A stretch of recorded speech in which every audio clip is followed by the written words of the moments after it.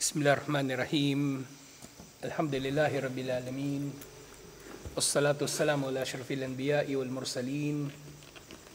Nabiyina Muhammadin wa ala alihi wa sahbihi ajma'in. Assalamualaikum warahmatullahi wabarakatuh.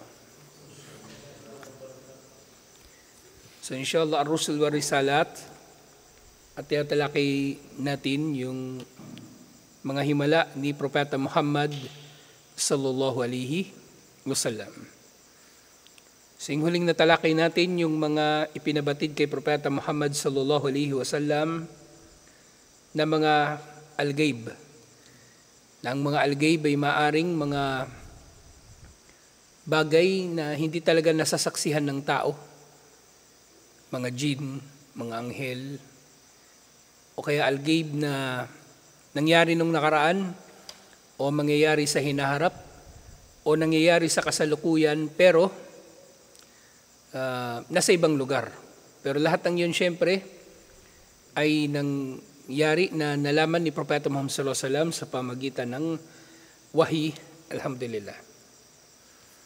Kasi nga yung wahi, naunawaan natin ito na hindi lang Quran ang tinanggap ni Propeta Muhammad sallallahu alaihi wasallam bilang wahi. So lahat ng nalaman niya ay wahi na may tuturing. Lahat.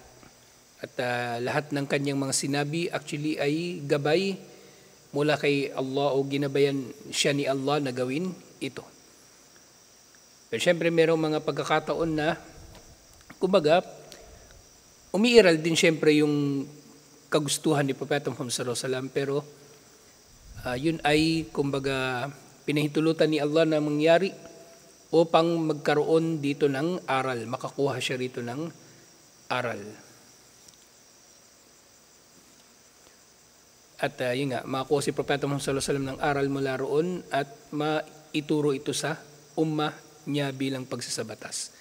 Sa halimbawa nga, di ba, yung mga pagkakataon na nakakalimot siya sa sala, pinahintulutan niya ni Allah na mangyari. Siyempre, pagkakamali yun ni Propeta Muhammad sallallahu alaihi wasallam, kumbaga, yun ay para maipatupad yung pagsasabatas. At ganyan, halimbawa, yung ilang mga pagkakataon na itinama siya ni Allah sa Quran, halimbawa, yung tungkol doon sa paniningil nila ng ransom sa mga bihag nila pagkatapos ng labanan sa Badar. So, itinama siya doon ni Allah. So, yun ay desisyon ni Propeta Muhammad sallallahu alaihi wasallam. Maaring hindi siya, kumbaga, binigyan ni Allah ng wahi bago pa yon, prior sa desisyon niya na yon, pero tinama yun ni Allah. Nang sa gayon ay maipatupad ang isang bagay na naitakda na at pagkuhanan natin ng aral o ng pagsasabatas insyaAllah. So ngayon, kabilang sa mga himala ni Propeta Muhammad sallallahu alaihi wasallam, at ito nga isang kagilagilalas na pangyayari, yung haninul jada. Hanin, ibig sabihin yung pag-iyak, paghagulgol ng jada. Yung jada, ito yung yung kapag pinutol yung puno, yung matitirang bahagi niya na nasa lupa, yung merong ugat, yun yung tinatawag na jada. Jim, dal, ain. Jada. Siyempre, iba pa yung puno. Yung nakikilala natin sa pangkwento, yung puno na umiiyak. So, iba pa yun. Siniulat ito ni Imam al-Bukhari, kana Rasulullah sallallahu alaihi wasallam yaktubu ila jada'in, falamma attakhadha al-mimbar, tahawwala ilayhi. Si Propeta Muhammad sallallahu alaihi wasallam, minsan daw siya ay, kumbaga, nakagawian niya na magbigay ng kanyang khutbah na siya ay nakasandal sa jada, sa kumbaga, kumbaga, ugat ng puno na ito. Putol na yung puno, pero doon siya sumasandal o kaya doon siya nakaapak sa ibabaw ng puno na yun.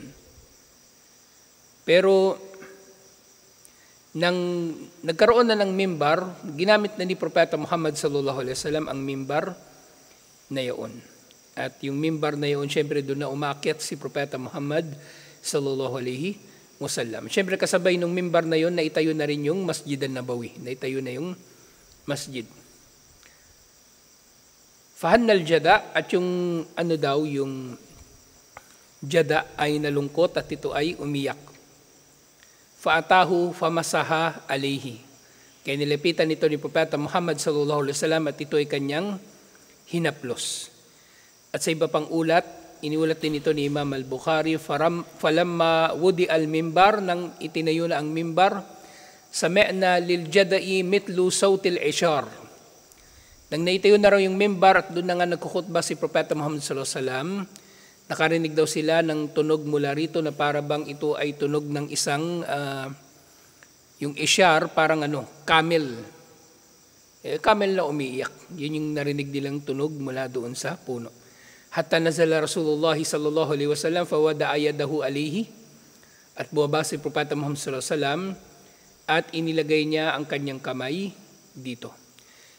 So, ibig sabihin, itong jada na ito ay nasa loob din ng Masjid an-Nabawi.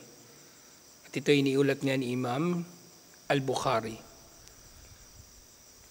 Ngayon, itong jada na ito, wala nang bakas nito. So maaaring tuluyan na rin na nabulok yung kahoy nito, yung puno na ito, nang namatay na nga si Propeta Muhammad sallallahu alaihi wasallam. At syempre babala sa lahat ng mga Muslim, kasi kumakalat ngayon yung iba't ibang mga video, iba't ibang mga picture na di umano ay mga gamit ni Propeta Muhammad sallallahu alaihi wasallam. Meron pang video nakakatawa nung nahawakan nung Sufi yung damit ni Propeta Muhammad sallallahu alaihi wasallam daw, para siyang nakuryente. Tapos titingnan ko yung facial expression niya parang yung tagus-tagusan sa kaluluwa niya yung ligaya . Iba ngayon naiisip ko, parang nararamdaman niya habang hawak-hawak niya yun . Basta parang parang nakahit-hit ng marijuana o nakahit-hit ng shabu . Parang ganun yung itsura niya . Yung mga ginawa nila na yun, hindi yun kumbaga, walang pagsasabatas dito. Kasi sinasabi ng mga scholar, ang mga sahaba radhiyallahu anhum, nang namatay si Propeta Muhammad sallallahu alaihi wasallam, hindi nila iningatan yung gamit niya, hindi nila tinago. Kumbaga, kahit yung mga pira-piraso ng buhok niya, mga hibla ng buhok niya, na nandun sa Turkey at kung saan-saan, hindi yun nanggaling sa mga sahaba. Kasi kung totoong gamit yun ni Propeta Muhammad sallallahu alaihi wasallam, sana meron ding, anong meron dapat? Meron ding sanad. Diba? Kahit gamit yun ni Propeta Muhammad sallallahu alaihi wasallam, dapat merong sanad. Eto galing sa lolo ko. Yung lolo ko, nakuha niya ito sa ganitong tao. Yung ganitong tao, nakuha niya ito doon sa tabiin. Yung ganitong tabiin, nakuha niya ito mula doon sa sahaba. Walang ganun . Hindi nga nila mapatunayan. Baka hindi nga sa kanyang buhok yun . Baka buhok pa yun ng nung Diyos-Diyosan nila ng mga Sufi. Kumbaga, na inimbento lang nila. So walang ganun. Kasi nga, hindi naglagay ang mga sahaba ng anumang pagpapahalaga sa mga gamit ni Propeta Muhammad sallallahu alaihi wasallam. Dahil nga si Propeta Muhammad sallallahu alaihi wasallam, unang-una, hindi niya ito sinabatas. At pangalawa, alam ng mga sahaba na kung anumang attachment ang ilalagay nila sa mga gamit ni Propeta Muhammad sallallahu alaihi wasallam kapag namatay na siya, ay magiging lang din, daan patungo sa shirk. So tinanggal na yun ng mga sahaba. Actually, nung namatay nga si Propeta Muhammad sallallahu alaihi wasallam, meron siyang utang. At pinambayad ng mga sahaba yung armor ni Propeta Muhammad sallallahu alaihi wasallam. So ibig sabihin, hindi sila sentimental, yung katulad ng mga tao ngayon. Hindi sila sentimental. Merong may namatay na paborito nilang vlogger, tapos merong gamit na naiwan sa kanila. O ito, gamit to ni gamit ni Ahmad Dabir. Lagi ko na sa sample si Ahmad Dabir, huwag kayo magagalit sa akin . Kasi siya yung laging kumbaga siya yung ngayon . Sabi nila maraming nagmamalabis sa kanya. So may mga magsasabi, ito gamit ni ganito, ganyan. Hindi nila ginawa, hindi yun ginawa ng mga sahaba kay Propeta Muhammad sallallahu alaihi wasallam, bakit natin gagawin sa iba pa liban sa kanya? At kung hindi nga yung ginawa ng mga sahaba sa mga gamit ni Propeta Muhammad sallallahu alaihi wasallam, bakit naman din gagawin natin yun sa mga gamit ni Propeta Muhammad sallallahu alaihi wasallam? Ito yung kahalagahan ng athar, yung pagtahak sa bakas ng naunang henerasyon ng mga Muslim, ang Salafiyah. Ito yung hindi ma-appreciate ng mga Sufi. Na galit na galit sila kapag sila ay napupuna sa kanilang mga maling ginagawa. At ito rin hindi nilang ma-appreciate kasi ganito naman talaga dapat. Kasi sino ba yung nakakaalam ng relihiyon? Ang nakakaalam ng relihiyon, si Propeta Muhammad sallallahu alaihi wasallam at yung kanyang mga kasama. So itong jada na ito, nawala na ito.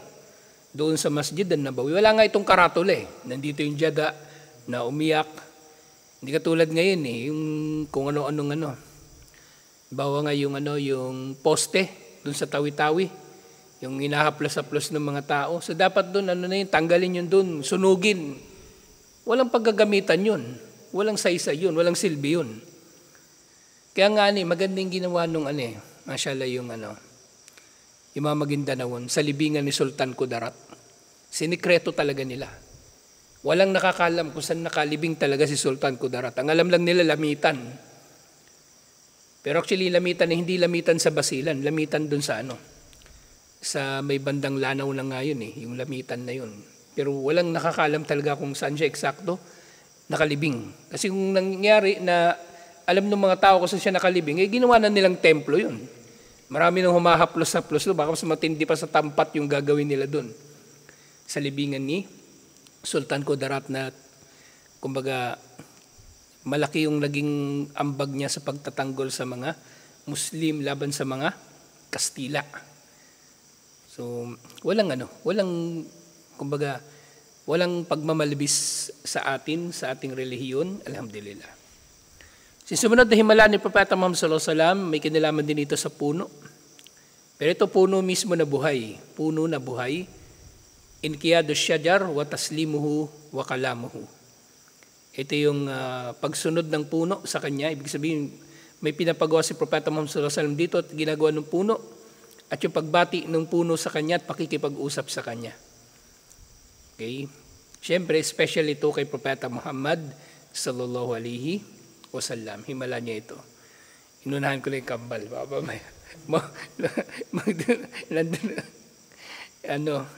Itong mga ito, yung pagdating sa mga himala, di ba aya ang tawag dito?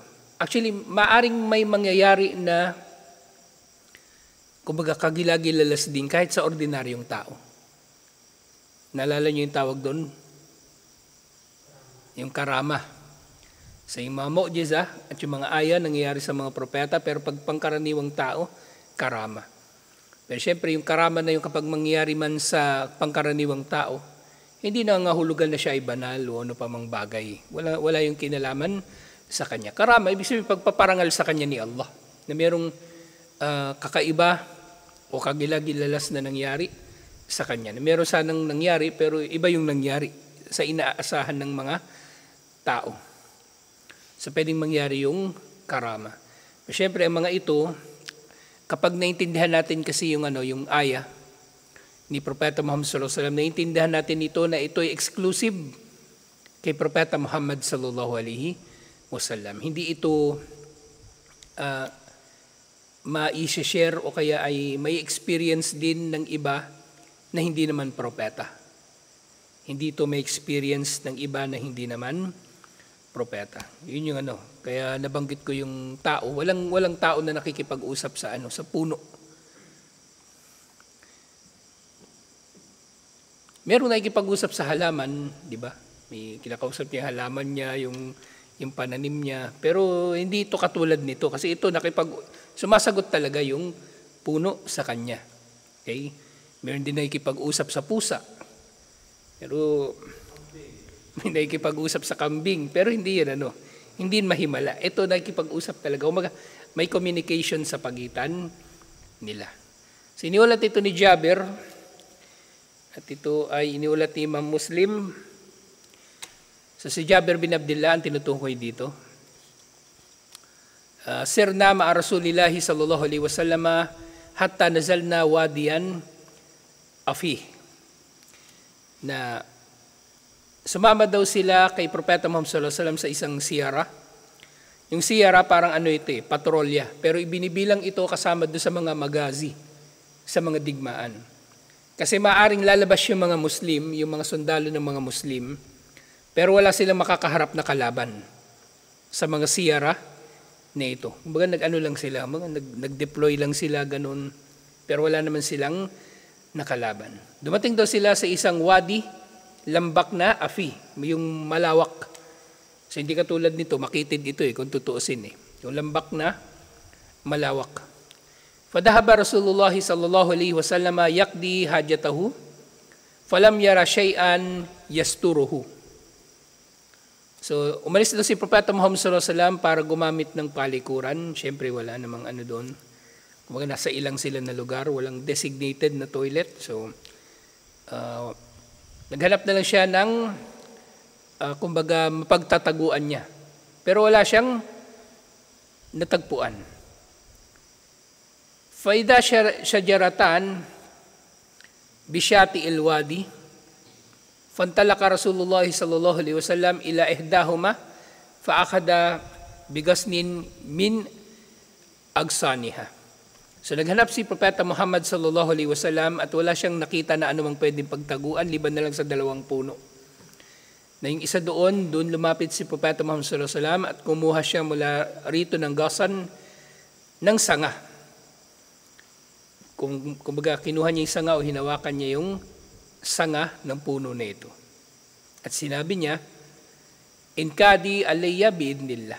Sasabi ni Propeta Muhammad sallallahu alaihi wasallam, sumama ka sa akin sa pahintulot ni Allah.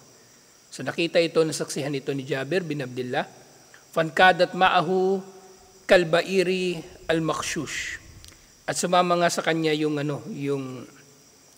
puno na para bang camel na hinihila sa pamagitan ng lubid na nakatali sa ilong nito o sa ulo nito. Hinihila niya yung talaga naglakad kumbaga. Pero syempre hindi na dito describe kung paano naglakad.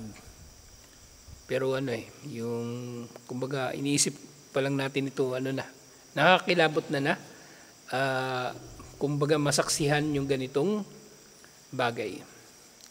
So nga alladhi yusani kaidahu, katulad ng bair, camel na hinihila ng driver nito, hatta adas syajarat al-ukhra. So dalawa yung puno, di ba, na nandun. So meron siyang nilapitan na isang puno, hinila niya yun at pinalapit niya doon sa isa pang puno. So naging magkatabi na yung dalawang puno. Faakada bigasnin min agsaniha, at hinawakan din ni Propeta Muhammad sallallahu alaihi wasallam yung sanga ng isa pang puno, yung nilapitan nila nung puno. Faqala inkadi alayya biidnillah. Sumunod ka sa akin sa pahintulot ni Allah. Fankadat ma'ahu kadalik. At sumunod nga ito sa kanya. Ibig sabihin nagdikit yung dalawang puno. Meron akong biglang naalala. So yung biidnillah at saka yung insyaallah. Halos pareho ng kahulugan. Diba? Insyaallah, kung gugustuhin ni Allah. Biidnillah sa pahintulot ni Allah. So meron iba't ibang mga pananaw dito. Pero ang kumbaga yung para sa akin yung distinction nilang dalawa. Inshallah, kapag meron kang plano na gagawin sa hinaharap. Kumbaga, which is applicable din naman actually sa biidnillah.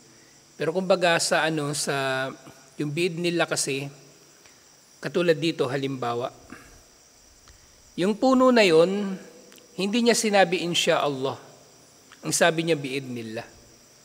Kasi yung puno na yon, inuutusan niya sa ngalan ni Allah at wala itong pagpipilian liban na lang na sumunod sa utos ni Allah. Kumbaga, kaya ang sabi niya dito ay biidnillah. Hindi niya kinakausap yung puno tungkol sa isang bagay na kumbaga walang katiyakan. Ang tinutukoy niya dito ay bagay na merong katiyakan. So yun yung pinagkaiba nila.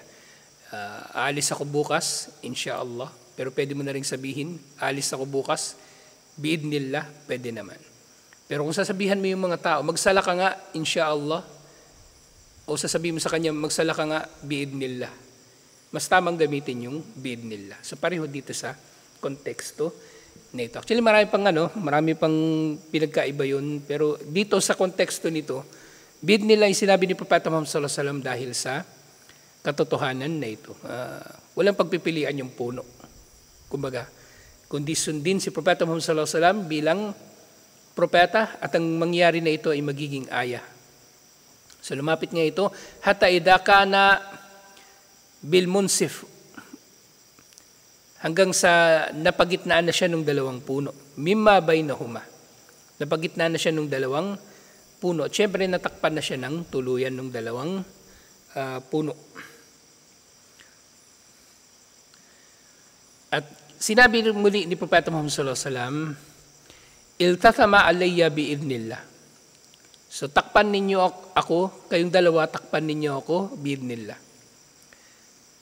Falta'amata fajalastu uhaddithu nafsi fahanat minni laftatun. So namangha si Jabir bin Abdullah at sa sobrang pagkamangha niya, kaya kausap na lang daw niya yung kanyang sarili o naiisip niya sa kanyang sarili yung tungkol doon sa kanyang nasaksihan. Faida Rasulullah sallallahu alaihi wasallam mukbilan. At nung nakita niya na ngayon na nagdikit yung puno at tilakpan si Propeta Muhammad sallallahu alaihi wasallam, natapos na si Propeta Muhammad sallallahu alaihi wasallam, nakita niya si Propeta Muhammad sallallahu alaihi wasallam, pabalik na sa kanya. Wa idha bish-shajarataini qad iftaraqata faqamat kullu wahidatin minhuma ala saqin. At tapos na si Propeta Muhammad sallallahu alaihi wasallam, pag-alis niya doon, naghiwalay na yung dalawang puno. At bumalik na sila kung saan sila nanggaling. Bumalik sila sa kung saan sila nanggaling. So syempre mas malayo yung nilakad ng isang puno, yung isa mas malapit. So ganun yung nangyari. At meron pang isang katulad nito na iniulat ito ni Ya'la bin Murrah al-Thaqafi. Iniulat ito ni Imam Ahmad. Sirna ma'a Rasulillahi sallallahu alaihi wasallam hatta nazalna manzilan. So sabi ni Ya'la, sumama daw siya sa siyaran ni Propeta Muhammad sallallahu alaihi wasallam at nakarating daw sila sa isang lugar na kanilang pagtitigilan. Kumbaga pagtitigilan nila na maaring magpapahinga lang sila doon ng sandali o kaya magpapalipas ng gabi. So maaring ganun yung tinutukoy dito. Fanama Nabi sallallahu alaihi wasallam faja'at syajaratun tashukkul ardu hatta gashiyathu. Nakatulog daw si Propeta Muhammad sallallahu alaihi wasallam at dumating sa kanya ang isang puno na binibiyak nito yung lupa. So imagine ninyo paano ba maglalakad yung puno? Bubuhatin nito yung mga ugat niya. So mabibiyak yung lupa, mababasag yung lupa, naglalakad yung kanyang mga ugat. So nakapangilabot. Naalala ko tuloy yung yung Lord of the Rings. Yung may ganung eksena doon, meron silang kakampi na puno. Ito kumbaga, yung kasi na yun yung puno doon sa Lord of the Rings, naging na siya, anthropomorphized na siya. Kumbaga, nasa anyo na siya ng tao. Di ba may paa? Pero ito, walang paa. Ito, kumbaga, yung kanyang ugat, yung mismong naglalakad. So isipin nyo na lang yun. Gaano kahirap bunutin yung puno mula sa ugat nito. So ganun din katindi yung mga nangyayari sa paglapit nito kay Propeta Muhammad sallallahu alaihi wasallam. So habang binubunot niya yung sarili niya mula doon sa lupa, tumatalsik yung mga bato, tumatalsik yung buhangin, yung lupa. So ganun yung nangyari. Kaya nga sabi dito ni Murrah, yung nilarawan niya, nakita niyang nangyari. Sabi niya, tashukkul ard. Faja'at syajaratun tashukkul ard. Dumating kay Propeta Muhammad sallallahu alaihi wasallam yung puno na binabasag nito yung lupa. Hatta gashiyathu, hanggang sa liliman nito si Propeta Muhammad sallallahu alaihi wasallam. So maaaring nangyari na ito, natigil sila sa araw. At dumating yung puno sa kanya at nililiman si Propeta Muhammad sallallahu alaihi wasallam. Thumma raja'at ila makaniha. At nung nagising na si Propeta Muhammad sallallahu alaihi wasallam, bumalik ito sa kanyang lugar. So sa parehong galaw din. Sa parehong paggalaw nito. Ang puno, Ang sabi nila, ang general rule sa puno, kung gaano kalawak yung kanyang sanga, yung kanyang dahon, ganun ding kalawak yung kanyang ugat o mas malawak pa yung ugat. Kasi dapat matibay yung ugat. Isipin nyo na lang, kung parang akasya yun. Kasi may ganun naman mga puno sa kahit sa disyerto. Kasi nag-ano yun nag-iimbak naman yun ng tubig. So minsan lang uulan, pero mag-iimbak yun ng maraming tubig. Buhay siya sa isang buong taon na walang ulan. Isipin nyo na yun, ganun kalaking akasya, maglalakad. Tapos hila-hila niya yung kanyang mga ugat.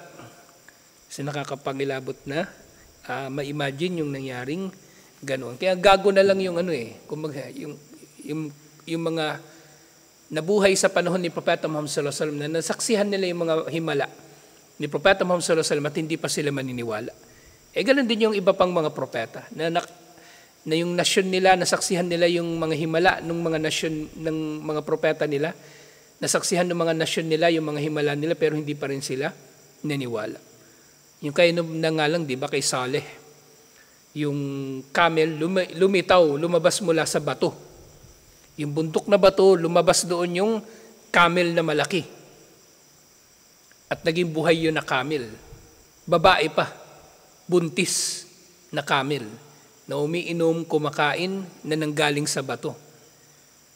Siyempre, sa iba pang mga himala, halimbawa, si Musa alayhis salam, yung tungkod niya na naging ahas, gago na lang si Paraon na hindi niya pinaniwalaan si Musa alayhis salam. Kaya makikita natin talaga yung gabay ni Allah kapag wala sa tao, hindi dumating sa tao ang gabay ni Allah. Kahit ano pang tanda ang makita niya, kahit ano pang patunay ang makita niya, masaksihan niya, hindi rin siya maniniwala. Hindi rin siya maniniwala. So nga yung tungkol dun sa puno, falamma staykada Rasulullah sallallahu alaihi wasallam dakartu lahu. So nga nung nagising na si Propeta Muhammad sallallahu alaihi wasallam, binanggit ni Ya'la yung tungkol dun sa nangyari. So maring nangyari na maring malamig na o nagkaroon na ng lilim, umalis na yung puno at iniwan na ng puno si Propeta Muhammad sallallahu alaihi wasallam. Pero tulog pa si Propeta Muhammad sallallahu alaihi wasallam. Pagising ni Propeta Muhammad sallallahu alaihi wasallam, wala na yung puno. So binanggit ito ni Ya'la sa kanya na mayroong puno na lumapit at nililiman siya. At sabi ni Propeta Muhammad sallallahu alaihi wasallam, hiya syajaratun ista'danat rabbaha fi an tusallim ala Rasulillahi sallallahu alaihi wasallam fa'adina laha. So bukod doon sa pagbibigay nito ng lilim kay Propeta Muhammad sallallahu alaihi wasallam, kumbaga may iba pa itong ginawa. Meron pa itong ibang ginawa. Sabi ni Propeta Muhammad sallallahu alaihi wasallam, ito raw ay puno na humingi ng pahintulot sa kanyang Panginoon na batiin ng salam ang sugo ni Allah at pinahintulutan ito ni Allah. Kaya ito ay lumapit sa kanya. Alhamdulillah. So meron pang isang naiulat mula kay Anas. Iniulat ito ni Imam Ad-Darimi. So sinabi, Ja'a Jibril ila Nabi sallallahu alaihi wasallam wa huwa jalisun hazinun. Dumating daw si Jibril alaihi salam kay Propeta Muhammad sallallahu alaihi wasallam habang si Propeta Muhammad sallallahu alaihi wasallam daw ay malungkot.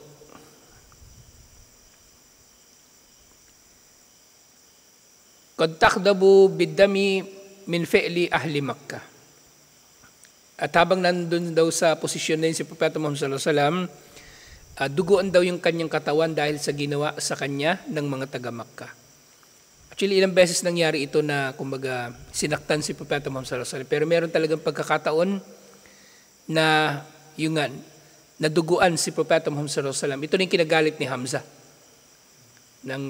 Yung pagbalik ni Hamza, nakita niya duguan si Propeta Muhammad sallallahu alaihi wasallam, hinampas niya si Abu Jahal. So ito yun. So dumating si Jibril alayhi salam sa kanya, faqal, Ya Rasulullah, hal tuhibbu an nurika ayatan? O sugo ni Allah, gusto mo ba na magpakita kami sa iyo ng aya? Gusto ba na magpakita kami sa iyo ng tanda? So si Jibril alayhi salam, nagsasalita siya on behalf ng lahat ng mga anghel na naroroon. Kumbaga, hindi lang siya yung gusto na sumaklolo kay Propeta Muhammad sallallahu alaihi wasallam. Qala na'am, sabi ni Propeta Muhammad sallallahu alaihi wasallam, fanadara ila syajaratin min waraihi. At yun nga, pagsabi niya lang oo, napalingon doon siya sa puno na nasa kanyang likuran. Faqala udu'u biha. Sabi ni Jibril alayhi salam, tawagin mo yung puno. Tawagin mo yung puno. Fada'a biha faja'at faqamat bayna yadayhi. At dumating sa kanya yung puno at naupo ito sa harapan niya. Kumbaga tumigil yung puno sa kanyang harapan. Kumbaga nasa likod niya ito kanina at naglakad yung puno papunta sa kanyang harapan. So maring nangyari ito doon na sa mga ilang na lugar sa Makkah, hindi doon sa may mismong Kaaba kasi wala namang puno doon kahit mula nung unang panahon. So doon sa mga gilid ng mga bundok, meron doon mga puno, maring doon na tumambay si Propeta Muhammad sallallahu alaihi wasallam. At yun din sinabi ni Jibril alayhi salam, murha faltarji fa'murha fa'amaraha faraja'at. At sabi ni Jibril, utusan mo ito na bumalik. At inutusan nga ito ni Propeta Muhammad sallallahu alaihi wasallam na bumalik at ito nga ay bumalik sa kung saan ito nanggaling. Faqala Rasulullah sallallahu alaihi wasallam, hasbi, hasbi. So dito, kumbaga nung nakaraan, dumating sa kanya yung Al-Akshabain, na ang dala ng Al-Akshabain, yung anghel pala, yung anghel, at ang sabi niya, itatabo niya yung Al-Akshabain sa Makkah. Pero dito kumbaga, yung naging pagsaklolo sa kanya ni Jibril alayhi salam, kumbaga in-entertain lang nila si Propeta Muhammad sallallahu alaihi wasallam. Hindi naman para mangako na wawasakin ng Makkah. Kasi maaring kumbaga alam na nila na hindi rin papayag si Propeta Muhammad sallallahu alaihi wasallam, kaya ito na lang ginawa ni Jibril alayhi salam. Siyempre sa pahintulot ni Allah. Kaya naging tugon ni Propeta Muhammad sallallahu alaihi wasallam dito, hasbi, sapat na. Sapat na yung nangyari na ito, alhamdulillah. So ito yung ilan sa mga pagkakataon na naging mahimala o mga himala ni Propeta Muhammad sallallahu alaihi wasallam na may kinalaman yung mga puno, alhamdulillah. Pero meron pang iba pang mga actually marami ting mga mga nabanggit pa tungkol sa mga puno at pati mga bato o kahit camel na nakipag-usap kay Propeta Muhammad sallallahu alaihi wasallam. Lahat ng ito ay matatalakay pa natin next week, inshallah. Actually nababanggit din dito tungkol sa mga karamat kasi alhamdulillah si Sheikh Omar Al-Ashkar, kumbaga na siya contemporary na siya na scholar, nabuhay siya sa panahon din na ito. So marami siya mga nasaksihan na mga paniniwala ng mga tao na dapat na may tama. So alhamdulillah dito sa dulo ng chapter na ito, tinalakay din niya yung tungkol sa mga karamat at tungkol dun sa mga awliya at iba't iba pang mga nangyari na mga ganitong karamat nang sa gayon hindi mabibiktima yung mga tao ng mga maling mga sabi-sabi tungkol sa mga bagay na ito. Yun nga, kasi pag may tao na nakaranas ng karamat, bawo hindi siya napatay ng kalaban, gagawin na nilang santo yun. Gagawin na nilang santo. At kung ano-ano ng paniniwala, iuugnay nila sa bagay na yun. Parang si Razak, nagbabasa na ng Yasin, tapos hindi siya nahuli sa checkpoint. Magsasabi na siya na mag-uugnay na siya ng paniniwala doon. Alhamdulillah. So itong bagay na ito, nililinaw natin inshallah para mas maunawaan natin ang ating akida dahil ito ang pinakamahalaga sa lahat. So dito na lang inshallah. Assalamualaikum warahmatullahi wabarakatuh.